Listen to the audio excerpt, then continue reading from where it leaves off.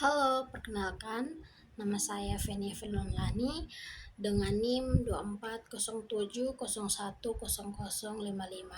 dari kelas B semester 2. Jadi pada saat ini saya akan menjelaskan tentang Health Belief Model. Jadi Health Belief Model adalah suatu teori perilaku kesehatan yang paling terkenal dan sering digunakan dalam promosi kesehatan. Teori ini dikembangkan pada tahun 1950-an oleh para psikolog sosial dari Public Health Service Amerika Serikat, yaitu Godfrey Hobsbawm, Irwin Rosenstock, dan Stephen Kagels. Mereka tertarik untuk memahami mengapa orang-orang pada saat itu enggan untuk mengikuti program pencegahan penyakit seperti vaksinasi meskipun fasilitas sudah tersedia dan sudah mudah untuk diakses. Jadi, HBM sendiri itu berangkat dari pemikiran sederhana bahwa persepsi individu terhadap kesehatannya sendiri itu sangat mempengaruhi apakah dia akan melakukan tindakan pencegahan atau tidak. Jadi keputusan seseorang untuk berperilaku sehat bukan semata-mata karena pengetahuan, tetapi karena bagaimana orang tersebut memandang resiko dan manfaat dari perilaku tersebut.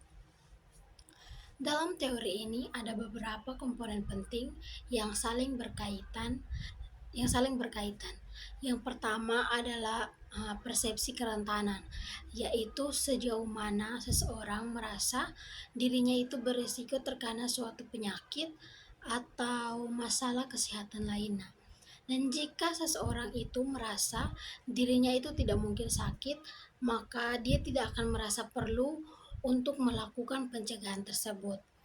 Yang kedua yaitu persepsi keparahan, yaitu bagaimana individu memandang seberapa serius dampak dari penyakit tersebut.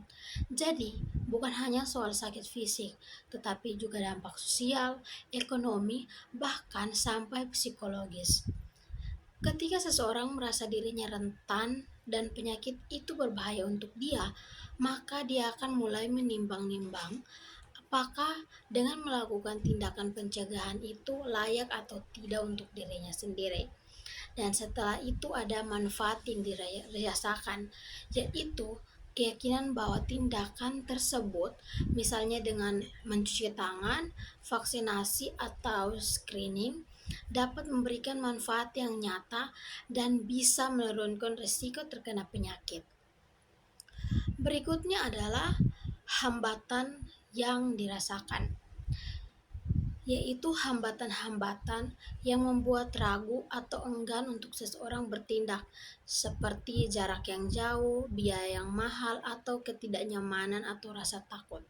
Jadi kadang-kadang meskipun seseorang sudah merasa rentan dan menganggap penyakit itu serius untuk dia dan mengetahui manfaat untuk pencegahan, tetapi dia perlu ada dorongan agar mau bertindak. Nah, dorongan ini disebut syarat untuk bertindak.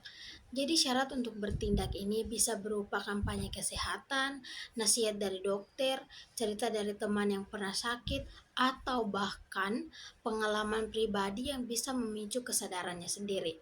Nah, komponen penting yang terakhir adalah efikasi diri, yaitu keyakinan individu terhadap kemampuannya untuk melakukan perilaku hidup sehat tersebut. Nah, seseorang mungkin sudah tahu harus berhenti untuk merokok, misalnya, tetapi jika dia merasa tidak mampu untuk melakukannya, maka perubahan perilaku tidak akan terjadi. Sekarang saya akan menjelaskan tentang contoh dari aplikasi Health Belief Model dalam penelitian yang berjudul Penerapan Health Belief Model terhadap perilaku merokok pada mahasiswa. Yang pertama yaitu kerentanan yang dirasakan atau persepsi kerentanan. Nah, dalam penelitian ini, peneliti mengukur sejauh mana mahasiswa merasa dirinya berisiko untuk terkena penyakit akibat merokok. Ternyata banyak pelajar yang merasa bahwa efek dari merokok tidak akan secara langsung mereka rasakan di usia muda mereka. Jadi, mereka beranggapan bahwa penyakit serius seperti kanker paru-paru atau penyakit jantung lainnya itu hanya akan terjadi jika mereka sudah memasuki usia tua, sehingga mereka merasa aman untuk terus merokok di usia mereka sekarang.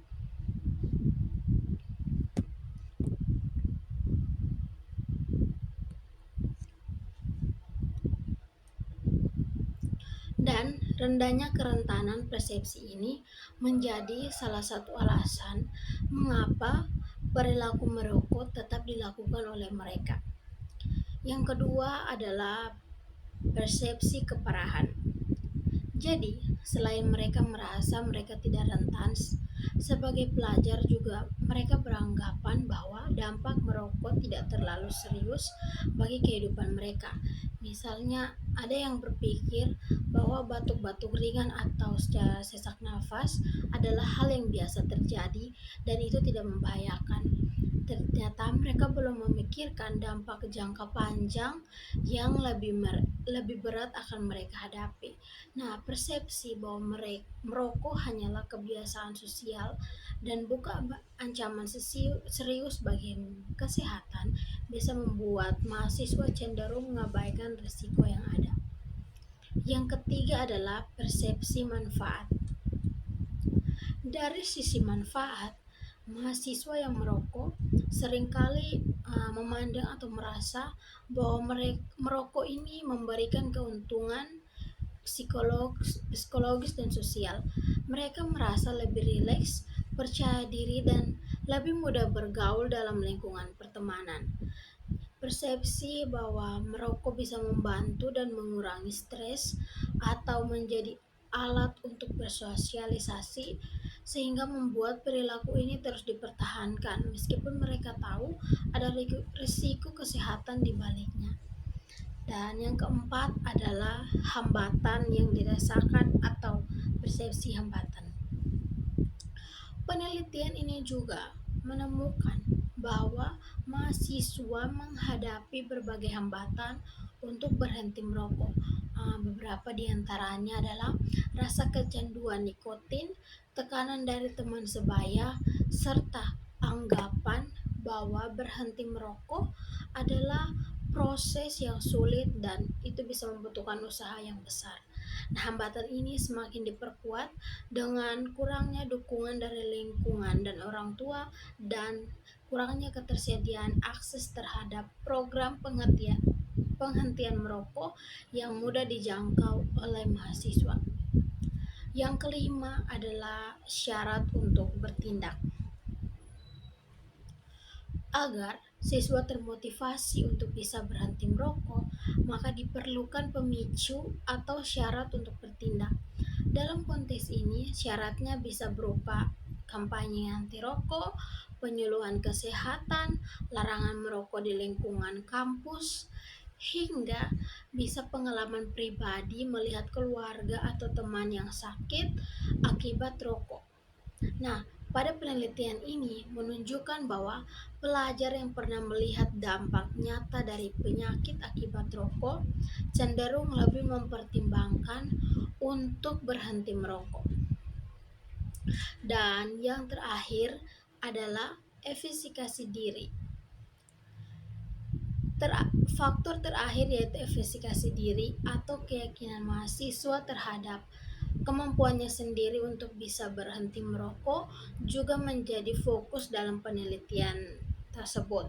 Jadi mahasiswa merasa mampu untuk bisa mengendalikan dirinya dan mereka percaya bahwa mereka bisa berhenti merokok dengan dukungan yang tepat menunjukkan kecenderungan yang lebih besar untuk bisa mengurangi atau menghentikan kebiasaan tersebut. Sebaliknya, pelajar yang merasa lemah atau pesimis terhadap kemampuan dirinya sendiri itu cenderung terus melanjutkan perilaku merokok mereka. Nah, dari penelitian ini dapat disimpulkan bahwa perilaku merokok pada siswa bukan hanya sekedar kebiasaan atau pengaruh teman, tetapi juga itu dipengaruhi oleh bagaimana siswa itu memandang risiko, manfaat, dan hambatan dari merokok itu sendiri. Nah, Health Belief Model memberikan kerangka yang jelas untuk bisa memahami proses tersebut, sehingga intervensi kesehatan yang dirancang menjadi lebih terarah dan efektif. Demikian presentasi dari saya. Atas perhatiannya saya ucapkan terima kasih.